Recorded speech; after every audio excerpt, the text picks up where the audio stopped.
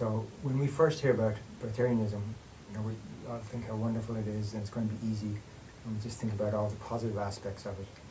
But are there any pitfalls when on the path to bretarianism? There's plenty of pitfalls on the path to bretarianism, simply because a lot of people, they make the mistake, once they hear about bretarianism, they make the mistake of jumping straight into it.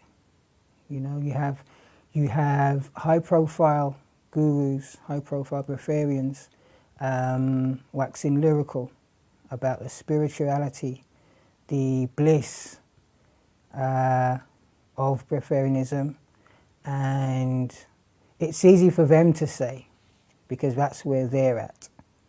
But many people that they're talking to, they're usually starting from a standard Western diet, which includes meat, junk foods, fast foods, all kind of foods, cooked, overly processed foods.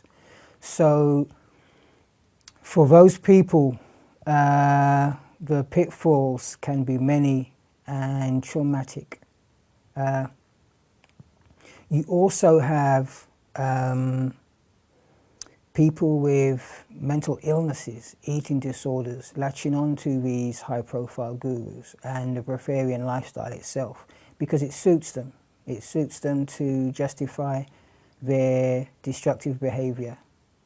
So in that sense, the pitfalls can be many. Mm-hmm. So do you teach or promote bretarianism? Do I teach or promote bretarianism? I'm not a man that's known for his sensitivity. So personally, no, I don't. In all seriousness, no, I don't, because I think bretarianism is a journey. It's an evolution, and it's a personal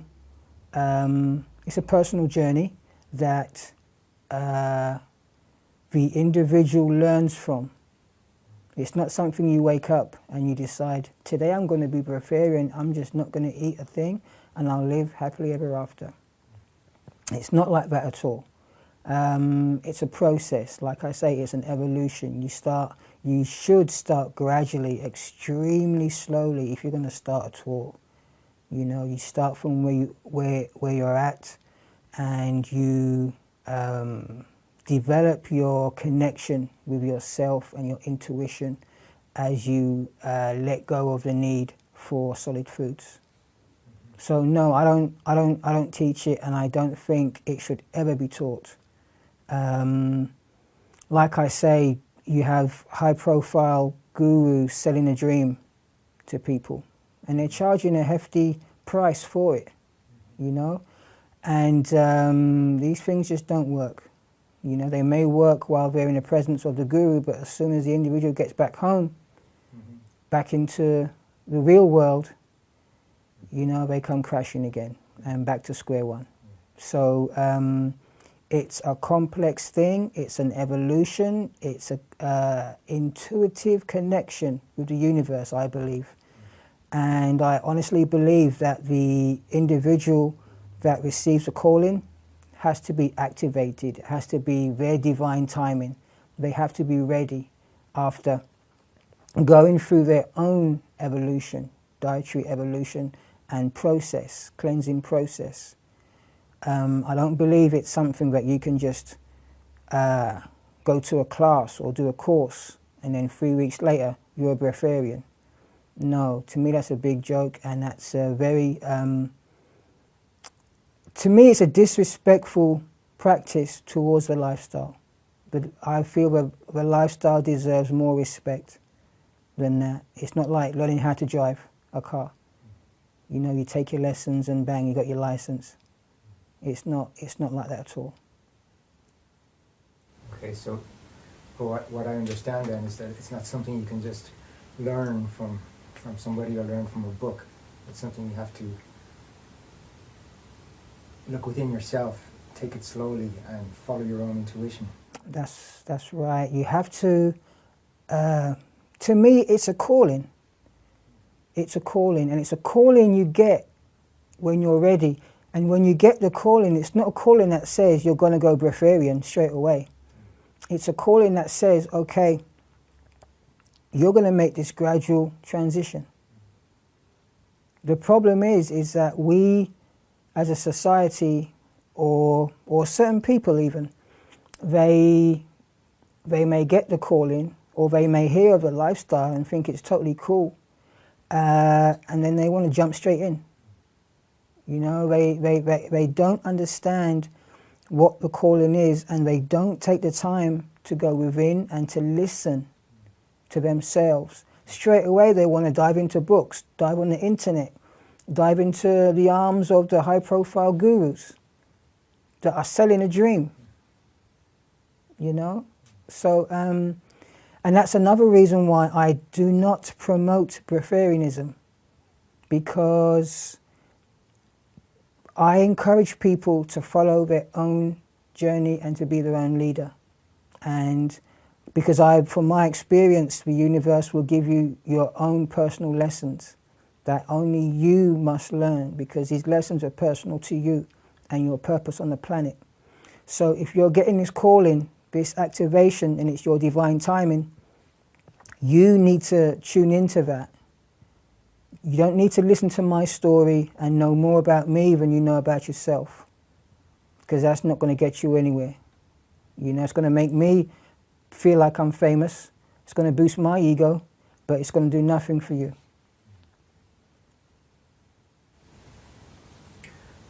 So having said that, do you actually feel that if people are following their own intuition and taking it slowly and, you know, listening to, if it is a calling that they have to follow, then is there any aspect of breatharianism that should be taught to people? Or is there anything positive that can be attained by sharing breatharianism with other people?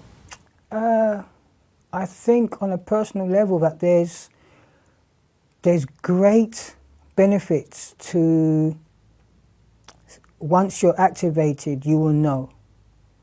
You will know that when you see somebody, what they have to show you, the key word here is show, it will resonate with you.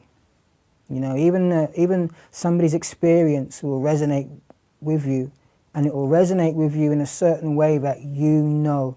To anybody else, it will seem like mumbo jumbo. It will seem like crazy talk. But if you're the one that's getting a calling and you're activated to it, then you will know, and you'll get that aha moment. Like, eureka, okay. Now I get it. Now I understand why I've been feeling this way. Now I understand this. Now I understand that. There's great benefits to looking and doing research, but you have to be careful where you look, who you listen to, where your research comes from. There's many people that are calling themselves breatharians, but they're actually liquidarians, because they're actually still taking liquids.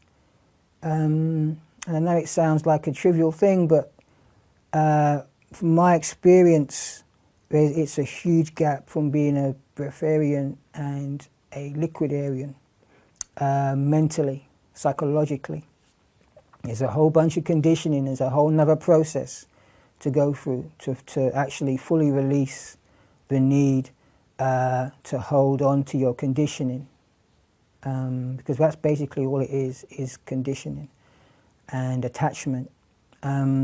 So speaking of attachment, that is basically where the benefits stop. I encourage people not to be attached to gurus, not to be their own leader. Yes, it's great to see, observe, and that's what I believe my role is. I believe my role is to be the eye candy, to show the possibilities, and that's where my role stops. I'm very willing to share my experience with people, and that's where my role stops. That's where the buck stops. And I encourage people to just look, just to watch, just to take time if you're being activated and if it's your time.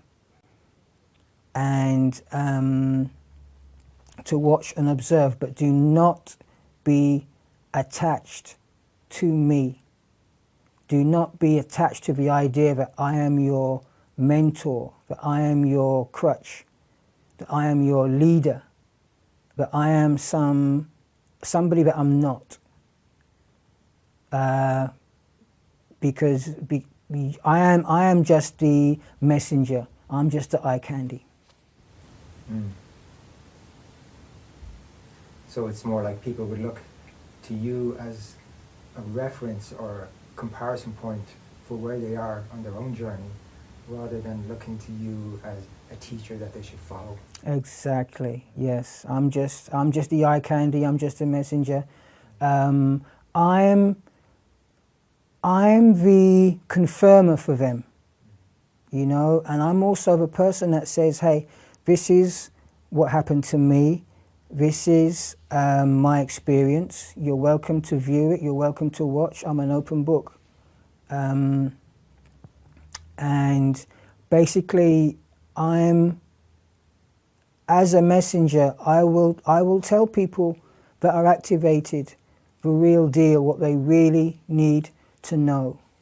I'm not that spiritual guy, that intellectual that will talk about prana, bliss. Like I say, I'm not known for my sensitivity, and I'm just not that guy. You know, my purpose, I honestly believe that one of my other purposes is to be real with people, because I believe that the time for the new age spiritual person to be the chosen one is over. I believe it's the person on the street, Joe Bloggs in the street, that needs to be reached. These are fast changing times, and I feel that is my role, is to be the example that somebody from the inner city, you know, can get activated, can get in tune, can evolve to this life. You don't have to be from the Himalayas. You don't have to hide yourself away in the woods and meditate. You don't have to be taught by yogis in Tibet, you know. You don't have to be that, so yeah. So what do you say to people that say, you know, that you should be solving the hunger problem, any country that has a hunger problem, with bretarianism? To me, that is absolutely ridiculous. To me personally, it's a joke, it's hogwash. I believe I should be taking care of myself, personally, with the whole breatharian thing, because it's taken me 16 years to reach this point, and I'm still evolving. I'm not going to go to India or to Africa or wherever there's a food shortage or hunger problem and say, right, okay, your problems are solved, I'm here now, we're all going to go breatharian, and you're going to give me a round of applause. All right? Because it just doesn't work that way. You're in a society that does not understand the idea, the concept of not eating. You know? You're in a society that just doesn't grasp that concept. So to me, to get to a point where you have the impression where you can solve world hunger with breatharianism, you're going to end up creating a heck of a lot of people with eating disorders. You're going to create. I mean, going fruitarian is bad enough for people that want to go fruitarian. Many people are struggling in terms of going fruitarian. Many people are struggling with how to cope because there's no educational resource, no reliable, consistent educational resource for these people. So to think that you can solve world hunger by using the breatharian lifestyle, which is like I say, fruitarianism is already off the Richter scale for people, for mainstream society. And you're going to go use breatharianism and tell people you're never going to eat again, never going to eat or drink again, and that's going to solve your hunger problem? It's like saying, well, how do you solve me being broke? You're going to take away all my money? It's crazy. You're just going to end up, because, you know, when it comes to hunger, let's take Hurricane Katrina, for instance. I was in the States when that happened, and within 48 hours, people were robbing and stealing and murdering for food and water. You have all these wars in these countries over food, over water, and you're not going to solve people's problems by talking spiritual, by talking about prana, by getting people to meditate. People want to eat. They're hungry. They want to eat. I will challenge anybody to go to any, it doesn't even have to be a famine ravaged country. It could be in some poor town, some inner city place. In fact, it doesn't even have to be an inner city place. You go to any area where there's a food shortage. Could be just down the road, but you go anywhere where there's a food shortage and talk about, okay, let's all meditate and not eat. You see what reaction you get. So, no, to me, you're just going to end up creating more problems.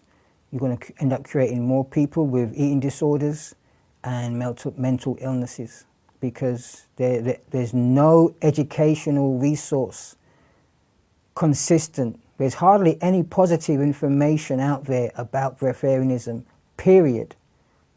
Let alone going over to some distant land and convincing them that not eating or drinking is going to solve the hunger problem.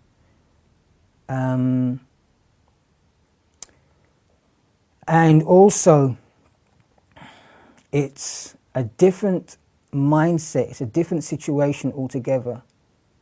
You have people over there in all these famine-ravaged countries, in all kinds of conditions, you know, with all different kinds of mindsets.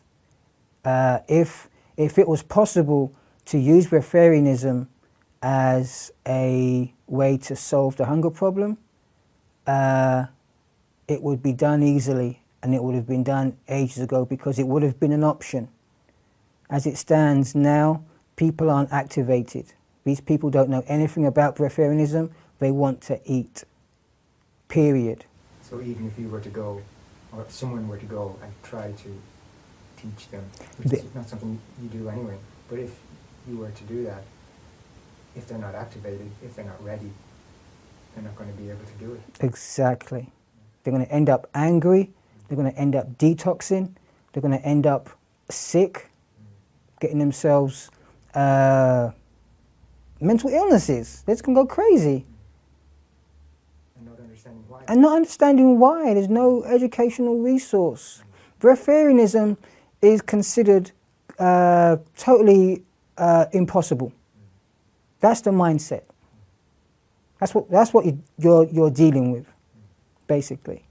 So yeah, to think that you can just go over to a distant country and say, right, I've got a solution to your hunger problem. You just don't eat or drink. It's crazy. So you mentioned something about how jumping into breatharianism too fast could potentially lead to eating disorders. So do you see any relationship between anorexia and breatharianism? Well, you know, people compare breatharianism to anorexia all the time. And, you know, from my personal experience, it's like black and white. They have nothing to do with each other in the least. The problem here is that you have anorexics that attach themselves, they have mental illnesses, and they attach themselves to breatharians or the breatharian lifestyle because it suits them. It suits them to justify their behaviour, their destructive behaviour. You know, if anybody questions them, they can say, well, I'm going breatharian. I've seen this person and they say it's possible. Well, just leave me alone, let me be, I'm going breatharian. You know? So you have people that see that, members of the public, and the members of the public, they see their health decline to the point where they're hospitalized, having food via drips, you know, force-fed. So they try and put two and two together, and they see the person that are anorexic with the mental illness, they see that person as solid proof that the breatharian lifestyle is impossible, and this is what happens when you attempt to go without solid food and liquids. Okay? That's on one hand. On the other hand, like I said, you have this anorexic lying helpless in the hospital bed, being force-fed on their deathbed, basically, pretty much. Claiming they're following some breatharian guru, living some breatharian lifestyle. To me, there's just no comparison. Breatharianism is not a mental illness. Anybody that has positive experience with breatharianism will tell you that it's way beyond food. Food isn't even in the equation by the time you reach breatharianism. If you've taken your process gradually and slowly, it is way beyond food. You know, you should have tackled your issues with food in your fruitarian stage, maybe. Like I say, by the time you reach breatharianism, it's not about food. It's not about living in restriction. It's not about being emotionally attached to anything. And that's what a lot of breatharianism is it's about letting go willingly. Like I said, it's divine timing, it's being activated. And when you follow your divine timing, your intuition, like I say, you will find, you will progress, you will evolve naturally. That's not to say you won't go through a cleansing process or it won't be hard. It's still hard work. It's so much hard work, you know. With breatharianism, it's hard work letting go of the conditioning. Like I say, for me, the hardest part was letting go of water, which was the last thing that I let go of, that I released, was liquids, water. And with that, it wasn't so much out of fear, it was just for conditioning. Being a sportsman, you're taught, you know, if you're in heat, intense heat, you drink, and you're training, you drink and drink, else you will be dehydrated. So I had all that conditioning to overcome. So yeah, you know, anorexia is a mental illness. It's nothing to do with evolving. It's nothing to do with having a love for self. It's nothing to do with respecting your path as an individual, getting to know yourself, loving yourself. It's nothing to do with that. So what would you say to somebody who feels that they're following the breatharian path and they reach a point where their body is becoming ill, maybe to the extent that they do have to be hospitalized and get their food through a drip? What would you have to say to somebody in that situation? I would say get some help because you got anorexia. No, seriously, I would say it's not breatharianism. That is not breatharianism. That's living in restriction. That's forcing the issue. It may even be an eating disorder. It may even be mental illness you're really suffering from, but it's not breatharianism. I see when I was a fruitarian, I used to see, especially in the States where it's more popular, where the raw food diet is more popular, I used to see a lot of people hiding behind the raw vegan community, hiding behind the fruitarian lifestyle, and convincing themselves that that was what they were doing. They were transitioning, and they were going through all these problems, all these issues, because they were detoxing or they were transitioning. But the truth of the matter is, and which I would later find out with working with some of these people, is that they have a history of mental illness and bulimia, anorexia, and other eating disorders. And they were basically replaying the old tapes, going back to where they, what they knew best. You know, they were just fooling themselves into thinking they were doing this, you know, raw lifestyle which you didn't have to eat cooked food. It's like some people follow the breatharian lifestyle because it suits them, because they don't have to eat. They don't have to put things that disgust them into their mouths, you know. So therefore they're following the breatharian diet, and it justifies that kind of behaviour, when really it's nothing to do with them. They're not being activated, it's not their time. They also attach themselves to people or these high profile gurus that can validate their story, because you know this whole mental illness thing is very complex. They have cunning minds, you know, it's a very complex thing. And so they attach themselves to these gurus that they feel can justify what they want to get across, or justify their behavior. So they can say, right, if anybody asks questions, they can say, right, okay, go and see so-and-so, listen to so-and-so, or go read so-and-so's book. And they claim to even follow these gurus' programs, but really, they're just on a death wish. And they're using the breatharian lifestyle or the fruitarian lifestyle, depending on where they're at, on their death wish, to follow it through. And then you get a situation where, you know, somebody dies and lo and behold, the news pops up, so-and-so died because they were following so-and-so's breatharian or fruitarian program. Then the whole lifestyle gets a bad name. Why? Because people have attached themselves to the lifestyle and to the gurus and had no intentions of listening or following the program to the T, and they followed out their death wish.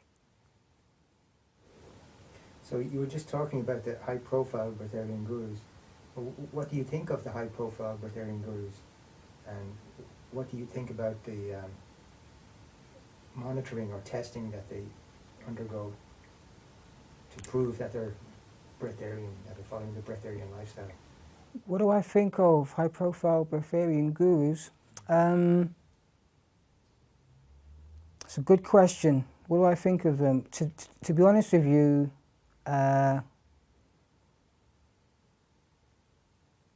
nowadays, like I say, there's many people claiming to be breatharians, but really they're liquidarians. Many claim to be gurus, and because of that, they like to spiritualize the lifestyle. They like to sell a dream. You can't mention breatharianism. You cannot mention breatharianism without mentioning Jasmine Heen, without mentioning Wiley Brooks, and because they are probably the two most high-profile breatharian gurus that you're ever likely to see or meet or hear about or read about, simply because they are the go-to people for all the skeptics and all the naysayers out there, especially on the internet. Those two people are internet legends for the skeptics and the naysayers. They both sell a dream to people. like I say, they wax lyrical about the bliss, the prana, or the technical side. Very technical, very cosmic too. And it's what people like to hear. People love to hear all of that. I think if people knew or heard more about the work involved, how long it would take, I don't think they would sell as many books or get half as much interest as they do. I've nothing against them. I've nothing. Well, I don't think breatharianism should be taught. I'm so against that. Like I say, I think it's a disrespect to the lifestyle. That it's taught in the way that it's taught, wholesale.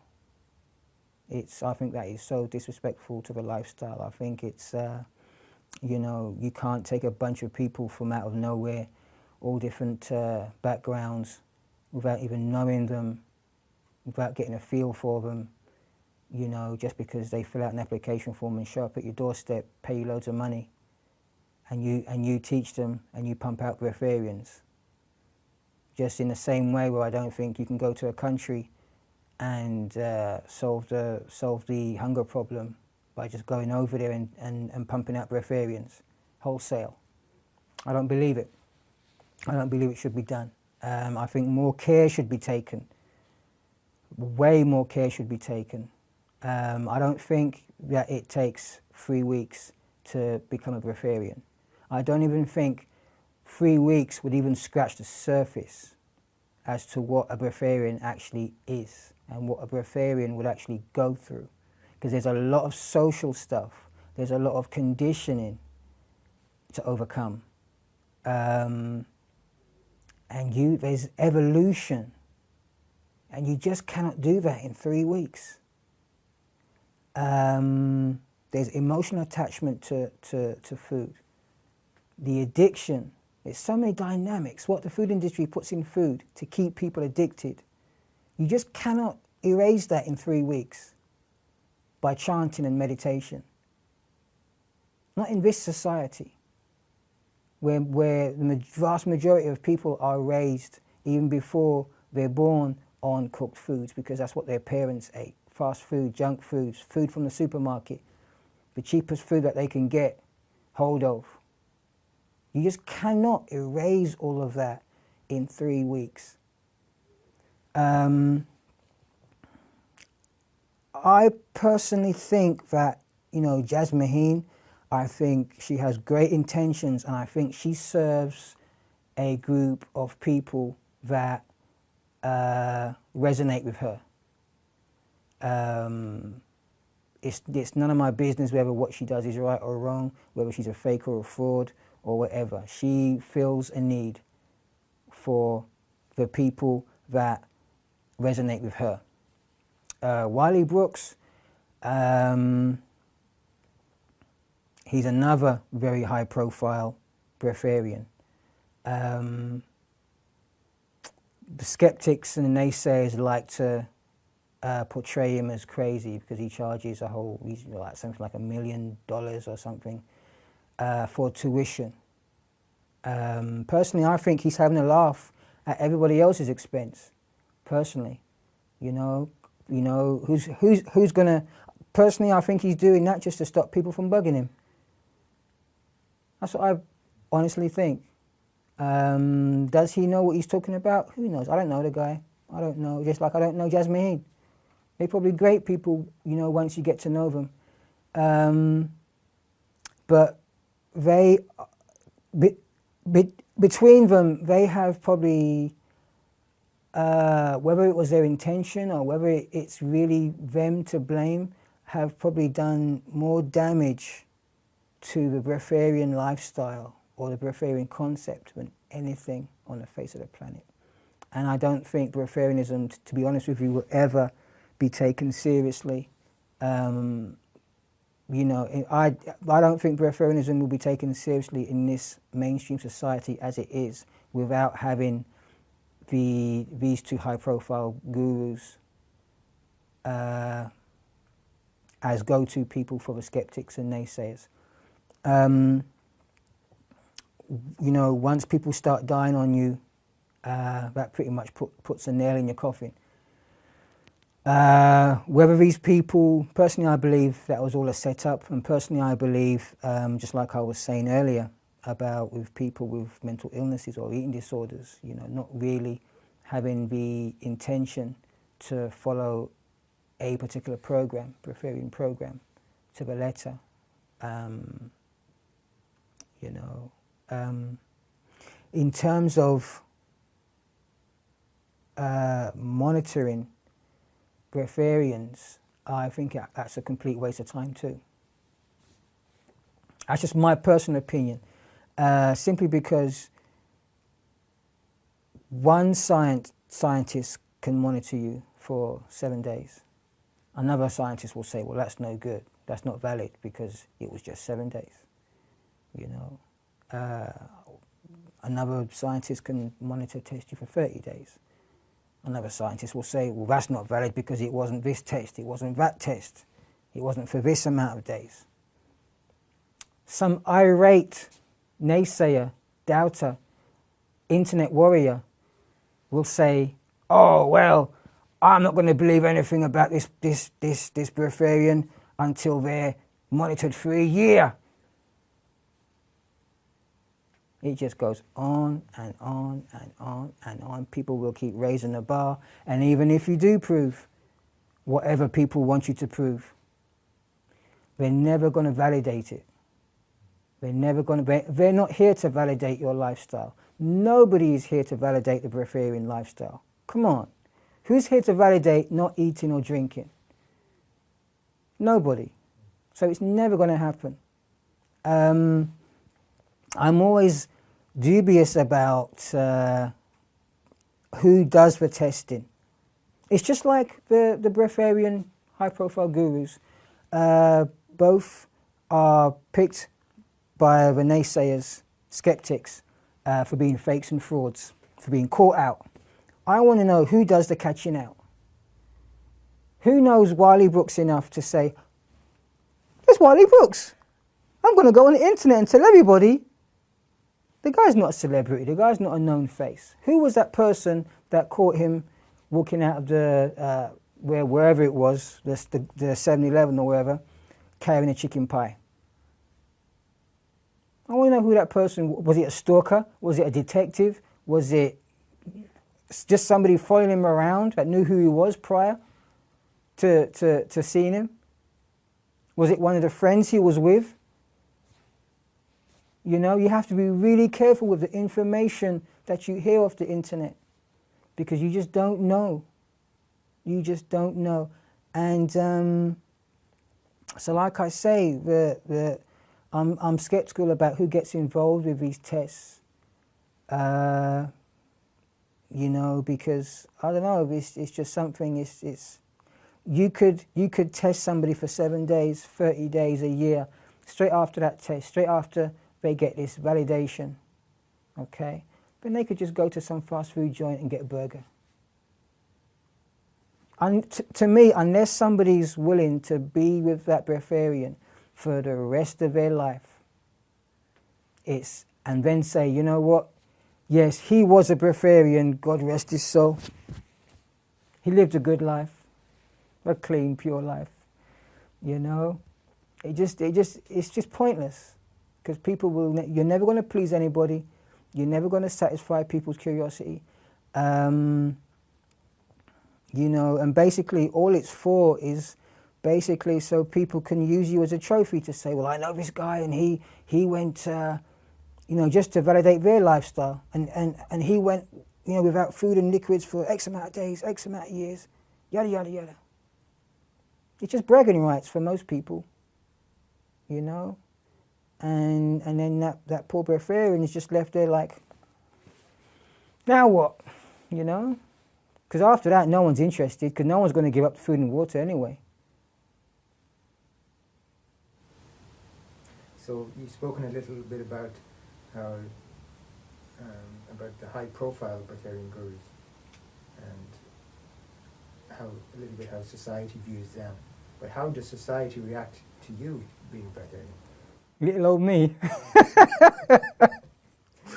You know what? I am so glad that I'm not a considered a high profile breatharian guru, because boy, I'm sick and tired of what I get, the grief I get, you know. All of that is online. I call them the internet warriors. They don't know you, they don't know what you do, they don't know how you live, but as soon as you mention the word breatharian, you're an instant fake and a fraud. Again, it's because they strongly believe that nobody can live without food and liquids. It amazes me how people cannot get over the idea of not eating food that was invented by people. It's man-made. It didn't exist until somebody made it, put it in the oven, mixed up all the ingredients, put it in the oven, processed it, made it. It didn't exist. So all of a sudden we can't live without this food. And so basically, how do people react to me? A lot of people in mainstream society don't even know what breatharian is. And I don't tell anybody either, unless I have a reason to. So in terms of, you know, people don't even notice. People don't even know out in the street, in public. Like I said, unless they know what I do prior to meeting me. When they do find out, or if they ever do, members of the public ever do find out what I do, they're so stunned and shocked that they don't have time to react. You know, they have some people you catch them out the corner of your eye looking at you sideways, you know. He said he doesn't eat.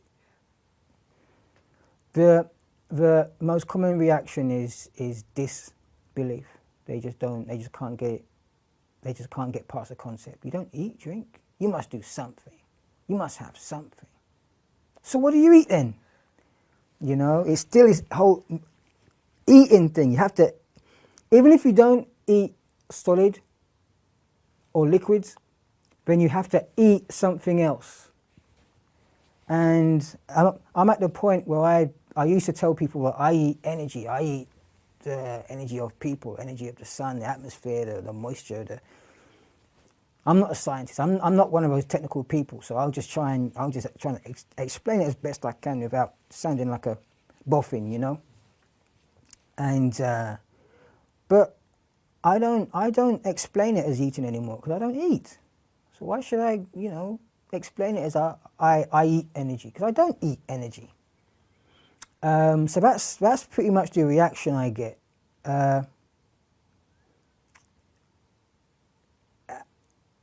I mentioned the internet warriors, and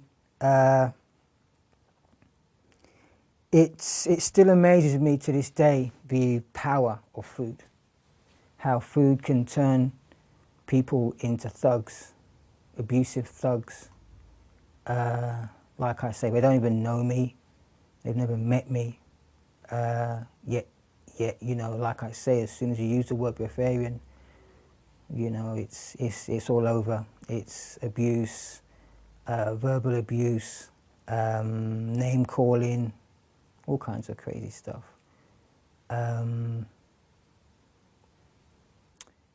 And I've never come from the place where I felt I had to announce what I do, my lifestyle. I've never felt that I had something to prove.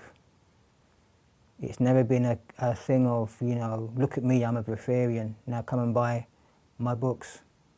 It's never been that way with me. I've always been an open book, even since my fruitarian days, when I first started 16 years ago, or 16 or so years ago.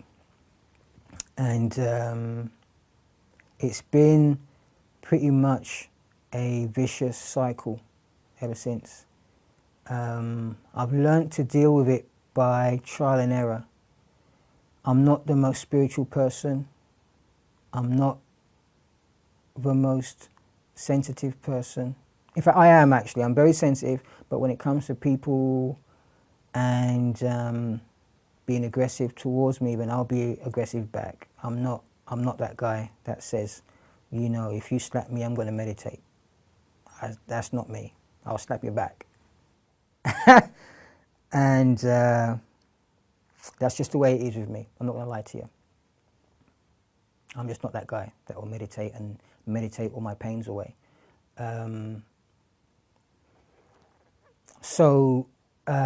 Like I say, people, you can't be a wallflower. You can't be faint-hearted. And this is why I say again, this lifestyle, a breatharian lifestyle, I don't believe it should be taught wholesale, because there's so many dynamics that you must learn over a period of time.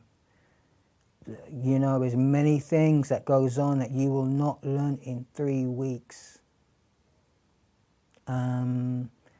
I don't promote this lifestyle and I don't teach this lifestyle because I know what this lifestyle is about. People wouldn't last a day. I'll be real. People wouldn't last a day in my shoes. They just wouldn't. People wouldn't last a day in my shoes when I was a fruitarian. For sure. I know that. Such is the extent, the intensity of my own experience. Like I said earlier, the universe will give you lessons. And for me, the universe really put me through the fire in order to mold me into the person that I needed to be in order to be able to get the message that I needed to get out for the universe. So in that sense, people, especially the skeptics, especially the naysayers, they don't consider that. They don't put all that into consideration. They don't respect what you've been through. They don't respect your journey. And let's be real about this. I'm never going to get patted on the back for living this lifestyle. And to be honest with you, it's not something that I'm seeking, but if people are going to come into your life, whether you like it or not, try to rip you to shreds simply because you don't eat food or you don't play the game, then, I think there needs to be some kind of reciprocity, some kind of exchange, mutual respect or something, so yeah. So what kind of people have you found this lifestyle has attracted to you? Crazy people, man. You have, and this is no word of a lie, you have, this breatharian lifestyle attracts crazy people. In terms of people will try to treat you like a god. They'll try and give you this holy man label simply because you don't eat. Such is the power of food and the whole concept of, them not getting over the concept of not needing to eat man-made food. So, with this breatharian label comes this holy man thing. Some people will treat you like a rock star. Some people will treat you like a guru, a teacher. Automatically just assume that you're there to teach them how to become enlightened. And then you get the people, the naysayers, the skeptics that come into your life. Just part and parcel of the label, breatharian label. They gate crash your life, hurl abuse, accusations at you. And unfortunately, you also get the people with mental illnesses and eating disorders trying to attach themselves, trying to latch on to you. You know, they try and praise you, they try and be your friend and worm their way in. And then what happens is you get hit by a bombshell. Always, you know, from my fruitarian days. And it's crazy, I've got to be so careful. Because I don't teach, because I don't promote bretarianism or sell the dream, it's probably a little bit easier for me. But with the bretarian label, all of that is part and parcel. It all comes with it automatically, whether I like it or not. It's almost like people have to act out a script. They see the bretarian, Jericho, Sunfire, bretarian. It's like, okay, run over here. So they all play their part. Whether I say I don't teach, whether I say I don't promote the lifestyle, it doesn't matter. They're there to play their part. Like I say, it's like a script. Even the messages they get you, the messages they send you, it's like a script, a pre-written script. Kind of makes me question the whole Jasmine Wiley Brooks thing. You know, are they being set up? Is it all just a game? So, and then, you know, while you're getting attacked by the internet warriors, the skeptics, the naysayers, while these crazy people, stalkers, are laying into you, trying to attach themselves to you, the mental illness people and the eating disorder people trying to attach themselves to you, the real people that the message is for, they take the message, they go away. They never back you up in a fight. They very rarely communicate with you and say, thanks, great, we're going to move on. They just take their information, they go. And that's basically what really suits me down to the ground, actually, because that's my role, is to be the messenger and go about my business, because I've got my personal journey to go and take care of myself with. I don't want people following, I don't want people using me as a crutch, as their support system. I just don't want it, because it's weight on my shoulders, drains my energy, makes me very resentful. Because like I say, these people give nothing back.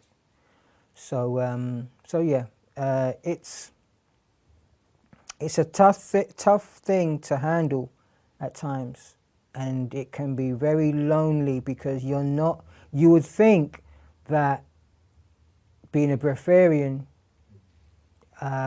you would attract other breatharians of like mind that are respectful and noble and all around great people, decent people, you know. But it doesn't work like that. It doesn't work. It's the opposite. Breatharianism seems to attract the craziest people, the people with the most issues, that use the lifestyle as a scapegoat to just act a fool. And you know, it's a tough thing to weed these people out, and oftentimes it means that I just have to withdraw myself, which is a great shame, because I actually do like to connect with like-minded souls, but I just have to be so careful. Because like I say, I have my own self to protect. And I'm not the most sociable of person. I don't pretend to be interested in anybody else's lifestyle, because I'm not.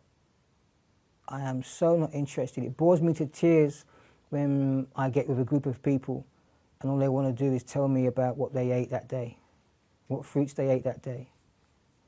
That's like watching paint dry. If you really want to pee me off, go ahead and do that, or tell me your training routine. You know, I am just so not interested. I'm not that fan of fruits or other people's, what they can do, how many push-ups they can do. I'm just not that fan, all right? I've got my own self to deal with, my own issues and stuff. And I think that's the beauty of breatharianism, once you actually experience it and live it and evolve to the point of letting go, is that you stop analysing, you stop questioning everything.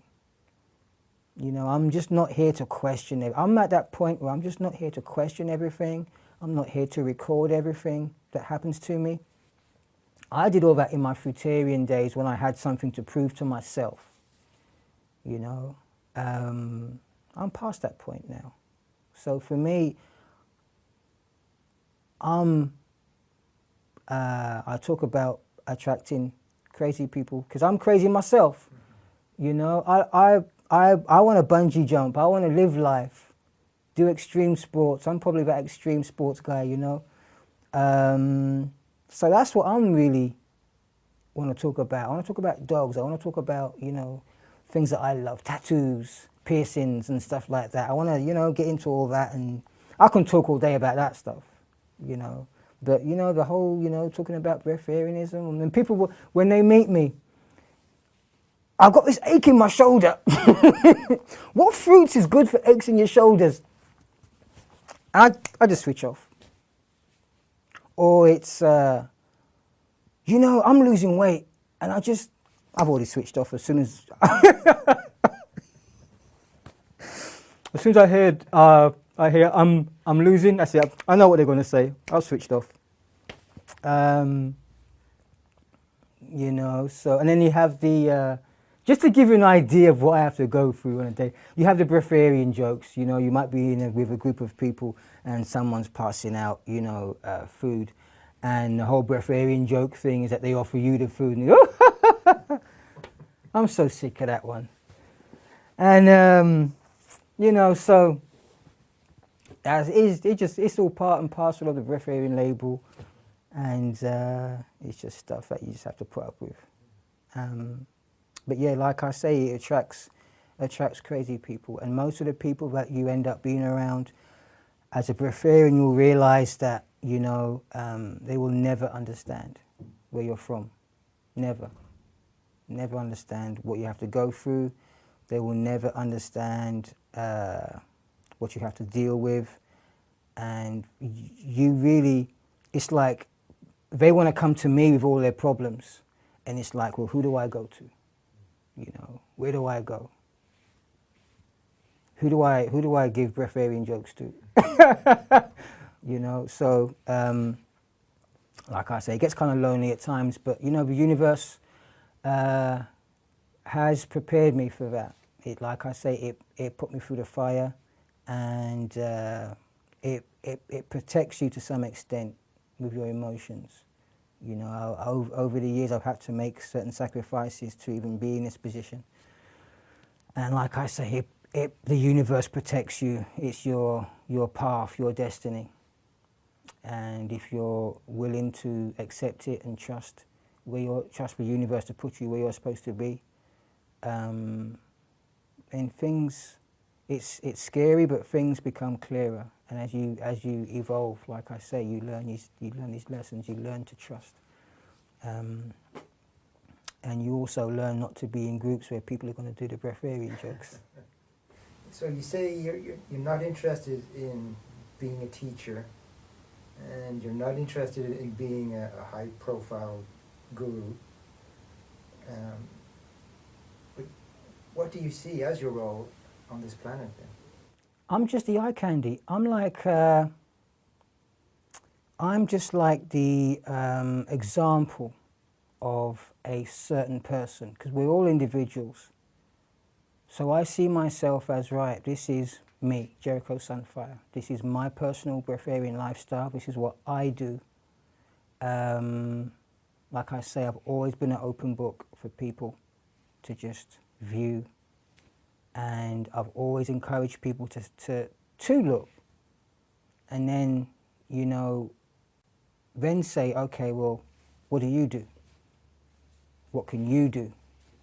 and to look within themselves instead of following. I think that's my main message in life, actually, is to encourage people to do that. So my role basically is just to be the eye candy and to pass on the message of the universe, which is to go within. Like I say, I'm not interested in being anybody's support system at all, in the least. Like I've got to support myself. I'm selfish. And I've got to take care of myself first and foremost. You know, so yeah. So do you have any tips for people who are considering going on leading do you have any tips for anybody who is considering the breatharian lifestyle? Yes, is to put in the legwork yourself. You can look at me as the eye candy and be inspired by what I do, but you got to remember, I'm a personal trainer, I'm a former professional athlete, so I can do what I can do. In regards to the breatharian lifestyle, you've got to put the work in yourself. And I've created the Jericho Sunfire Foundation for that very reason, where people can go and they can view videos that I've produced detailing my experience, my past experience from fruitarianism, liquidarianism to breatharianism. There's so much information, and to be honest with you, you will probably, if you're activated and switched on, you will get all the information you need in terms of reference, in terms of what has someone else been through, what am I likely to expect. Like I say, don't get attached to the information, because I'm an expert. I'm not an authority on breatharianism. I'm not an expert on breatharianism. I'm an expert on myself. And that's pretty much it. So don't get attached to my experience too much. You can look, be inspired, but don't get attached, because you have your own experience to learn, and you must, there's no such thing as a free lunch, pardon the pun. So you must put the work in yourself. This is it's all free. It's all free information. But you must, so it's there, but you must put the work in yourself. I'm a big believer in doing that. I didn't go through everything I went through for someone else to get an easy ride. I didn't. I told you I'm selfish. I would never go through what I went through for somebody else, because I'm just too darn selfish, and it was just too darn hard. I did it for myself, and I've been willing to share it, because that's what I feel that the universe wanted me to do. I felt led to do that. That was my own personal path, my personal destiny, my personal purpose on the planet. So that's basically my tip, is to go to my site, www.jerichosunfire.com, and put in the research, do the work yourself. So having these tips online, having these videos online, is that not in conflict with you saying that you don't want to be a teacher? Not to me, because it's sharing my experience. That's all I'm doing, is sharing my own experience. And I'm not directly in the videos, you won't hear me say, right, do this, take X amount of this for a certain amount of days, do it this way, do it that way. Actually, I lied to you, the only time you will ever see that and hear that is on my exercise videos, because there's even my fitness. I'm just giving everything away for free. I'm never going to be a millionaire. But that's the only time you'll ever hear that, me dictating and being a control freak. Otherwise, with all the dietary lifestyle stuff, it's all my own personal experience. Can you tell us a little bit about the purpose of your foundation? The purpose of the Jericho Sunfire Foundation is to is for somewhere where people can go okay? If they really do feel like they have this activation thing going, they're in connection with the universe, it's for somewhere where they can go to get positive information on someone else's experience, where they don't have to question, well, you know, somebody else said this, somebody else said that, because I'm not an expert. I'm an expert on myself. The information on my foundation is my personal experience. I'm not teaching anybody anything. So, you know, it's just somewhere where people can, I like to think of it as somewhere where people can rest their head. Because you're going to go on the internet and you're going to get a whole bunch of skeptics, naysayers, you know, that even though they're skeptics and naysayers, they seem to be experts on the breatharian lifestyle. They seem to know it all. So, you know, you're going to get away from those when you come to my foundation. Also, my foundation, it keeps people at distance. It keeps people away from me. Well, that's the plan anyway. It doesn't work at all because people still ask questions. But it just goes to show. It just goes to show how people, some people are not aware. They don't read, they don't listen. So it kind of shows you how they can get themselves into trouble with such a lifestyle as this. And which is why I enforce the idea that they have to put in the work themselves, because that's the only way they're going to learn. If they come to me and ask me questions and I just feed them stuff with a spoon, if I just spoon feed them information, they're not going to learn, they're not going to get the idea that they have to walk their own path. You know, and my way of thinking is that they're not going to get themselves in trouble if they look themselves. If they don't look themselves, then yeah, they're going to get themselves in trouble. I've got disclaimers plastered around my website all over the place for that very reason, to make sure people know that this is my own experience, not to follow me because I'm not an expert. For all people know, I could, after this interview, I could go off to some fast food joint and just pig out on pizzas. So don't follow me. I have experience, my experience on there, and that's what it is. You know, to take it for what it is. It's my experience.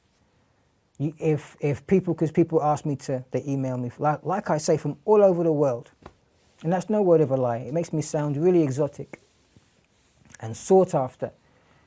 But really, it's just misguided people wanting a support system and a crutch. And basically, I always send them to Jazz Maheen or Wiley Brooks because they'll charge them for it. They'll gladly charge them for it. So if they really if they're really serious, then they'll pay. Most aren't. So then a final question today is, would you recommend the breatharian lifestyle to anybody? Would I recommend the breatharian lifestyle to anybody? No, I wouldn't, because I know what this lifestyle is about. I know it's something that I have evolved into after 16 years. So I'm not about to recommend it to anybody that hasn't been through the same process of cleansing, detoxing, you know, the gradual process. I could say, yeah, it's great, it's fantastic. It opens your mind, it's this, it's that. But that's where I am. You know, people have to go through their own journey. Their own journey of discovery and find out for themselves. They have to have their own truth. They have to have their own experience. And they have to be sure that this is for them, that this lifestyle is for them. And they'll get that when they go through their own process. And like I say, that's what I encourage, you know, for people to go within and go through their own process. It's tough love. It's tough love, I know, but that's just the way it has to be. Because, you know, you can make You can get yourself in a whole lot of trouble by, following people and not listening and not being ready, not being activated. A lot of people that do this lifestyle and struggle daily, even the fruitarian lifestyle, it's because it's not for them. They're not ready. They're not physically, they're not mentally ready. They just like the idea. So they jump into it and they wonder why nothing's working. They wonder why they're not getting the right information. They wonder why divine timing just isn't working out for them. So no, I don't recommend the lifestyle to anybody just willy-nilly.